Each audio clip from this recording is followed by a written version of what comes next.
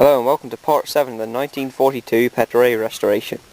I thought before I finished making the gaskets for the engine I'd give this an extra coat of engine enamel. So I'm painting the exhaust in to give it a glossy shine. And then I'm going to paint the inlet manifold once this is dry, probably later on today since the weather's good, with some first coat of green, because they look better one side green and one side black. So that's what I'm going to do now, give this an extra coat.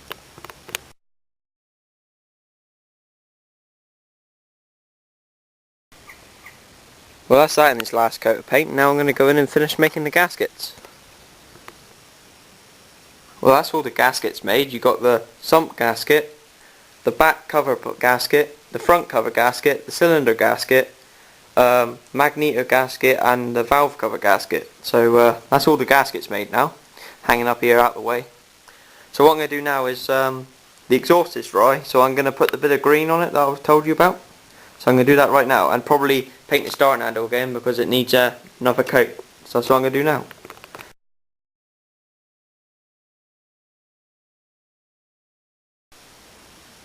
Well, there's that in its semi-first coat of paint. I haven't quite finished it because I've got to get a smaller brush to fill in the detail. But also, while it's been drying, I've been cleaning this off from its all the paint off it.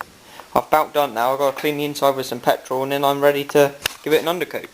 So I'll take a few pictures so you can see what it's like properly.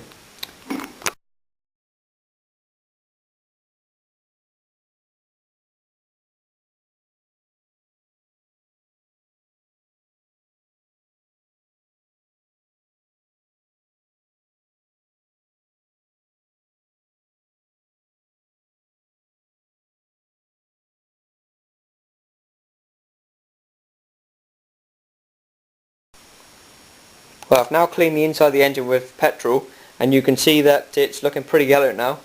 I'm getting ready to do the clean off the paint from the sump now. I've turned it inside out and cleaned all the oily mess from inside and got a load of spring out.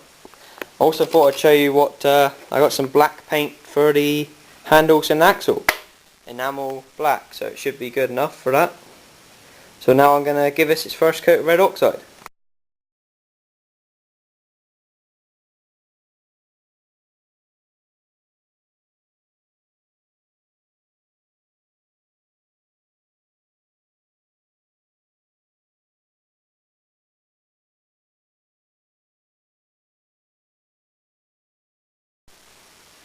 Well, now it's in its first coat of red oxide. It's looking pretty good now, starting to get there. So I'll let that dry and then I'll give it another coat. I'll probably now strip the paint off the sump. So that's what I'm going to do now.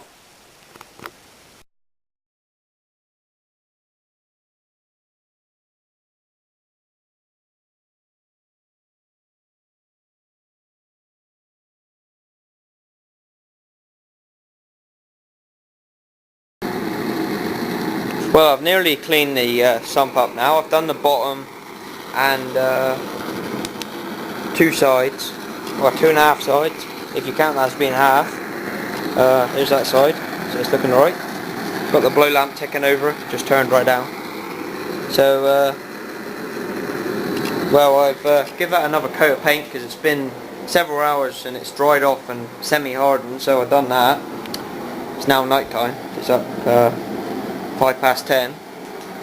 So I'm going to finish stripping this one. I'll probably end up painting it tomorrow now because then I can see what I'm doing a bit better. Oh, I've also got to do that before I go indoors, give that another coat.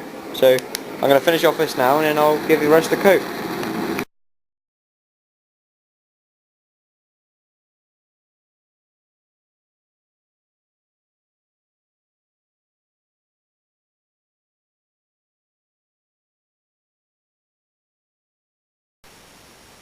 Well, that's that all tidied up a bit more. A lot's happened really since the last little clip. That's now in its second coat of green because I've been at college today and I had really time to make another clip.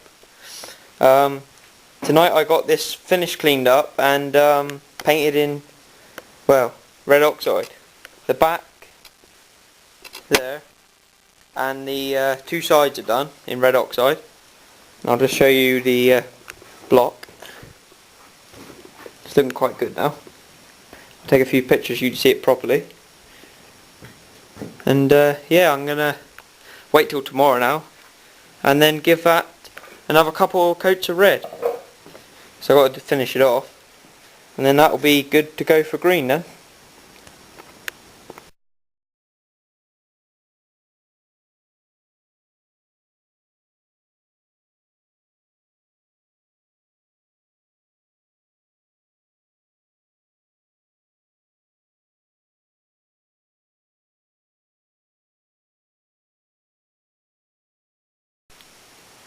Well, that paint had dried and I gave the rest a coat.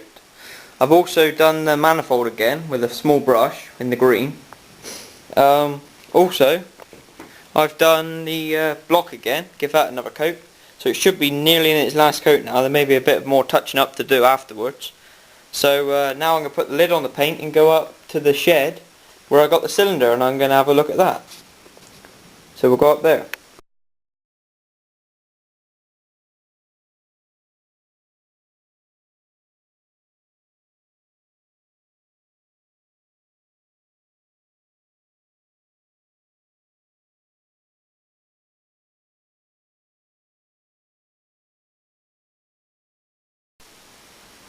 Well, I'm up with the cylinder or barrel now, and first thing I've done is taken out this little nut that had twisted off in the hole.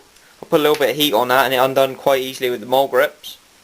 I've taken the valves and well, the valves are still in there, but the valve springs and collets are out, and I'm about to clean the valves up and give them a good grinding in, because they haven't been ground in a long time. And then I'll probably clean up the cylinder ready for painting. So that's what I'm going to do.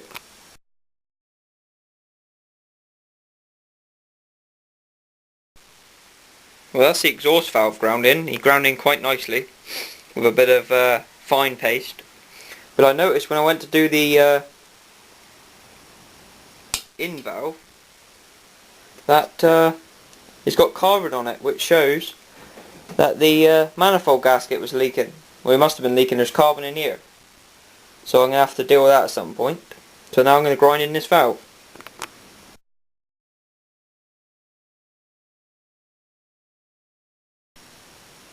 Well, that's the inlet valve now ground in as well. I noticed on the valve stem it's quite badly worn. It's been rusted and it's wore quite bad. It's quite loose in the valve guide too. Same with the exhaust. But because PETTER put replaceable valve guides in their engines, that I may be able to make some eventually when I get the lathe going. So I'm not too worried about that for the minute because it's not too bad. I think now I'm going to give the cylinder a light hone because there's a few nasty scratches in there I want to try and get out a bit. I'm not going to give it too much, but I'm going to give it enough to make the ring set quite nice and maybe build a bit of compression. So that's what I'm going to do now.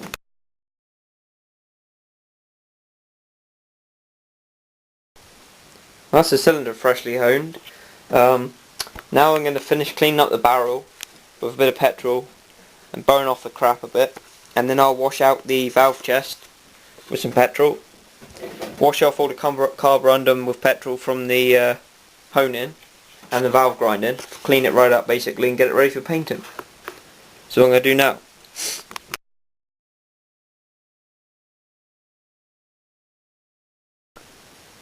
Well, there's the barrel all cleaned up. I washed it all with petrol and I've made a little stay for the manifold. So now I'm going to clean up the valve springs and put the valves back in and give it a quick coat of paint.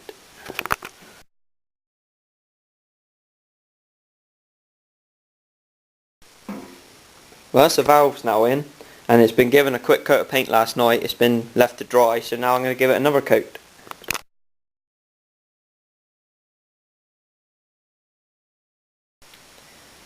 Well, that's that now in its second coat of black. I think now I'm going to finish stripping the handles for the trolley and give them a first coat.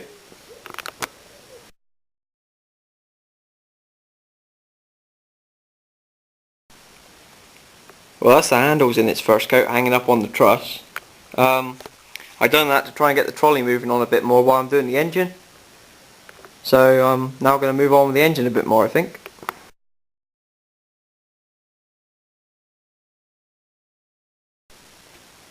Well, I used my drill to start getting the cowling ready for painting, I drilled out the rivets on the plates and took them off. You can see that's had a lot of coats of paint because there's a big rim all the way around the side of this one. When I took off the spec plate, you may notice that there's a white markings on it. And you'll be surprised to see that the spec plate is actually steel. And it's been brass plated on one side. It's just black paint on there. So that's another bit of a cheap method of making it, I suppose. This one here isn't though, it's solid brass. So that's a good thing out of the two. So be careful with your over brassoing because you'll soon wear through the metal. So I'm now going to finish cleaning up the cowling and probably give it a quick red oxide and then deal with the plates.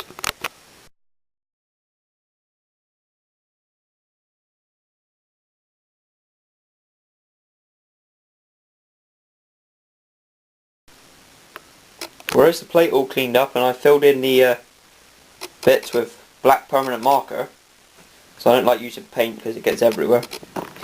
I thought I'd correct myself from the last little clip. It's not steel, it's aluminium. So I thought it might have been a bit of galvanised steel, but I put a magnet on it, it's not magnetic, so it must be aluminium. So I've brassoed it and done the lettering like I said, and I think I'm going to lacquer it so then I don't have to brasso it. Then it will save the brass on the plate. So that's what I'm going to do now, give it a light coat of lacquer.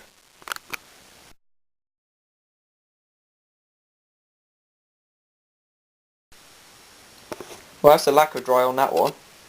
Now I'm going to touch in on paintwork and stuff that I need to give coats on. So that's what I'm going to do now.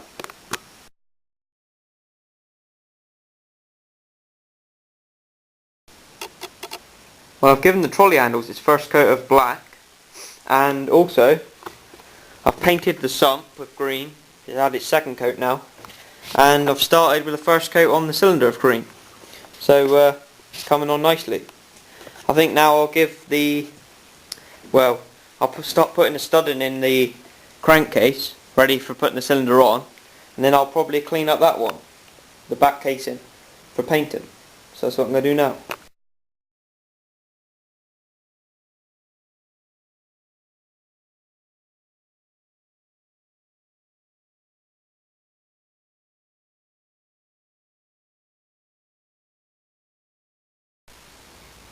Well, that's all the bits and bobs off the back cover.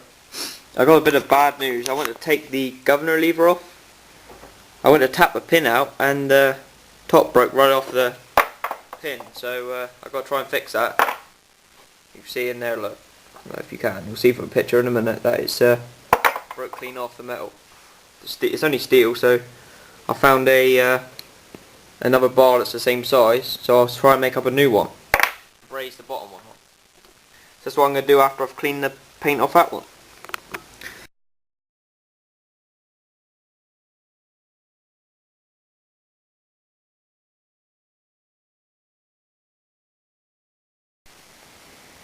Well, the back case is now half stripped off. I've painted the handles again. And also the cylinder and the sump. They've had their third coat I think now. I've also gone and painted in the black numbers. I've painted them in black. I'm going to do that on the sump as well, painting all the serial numbers and stuff. So in the next video you'll see that all stripped off and probably painted as well. I've been messing around with that new engine now, PETTER A11, so I haven't really had time to deal with it, but now I'm going to give up on that one and continue with this.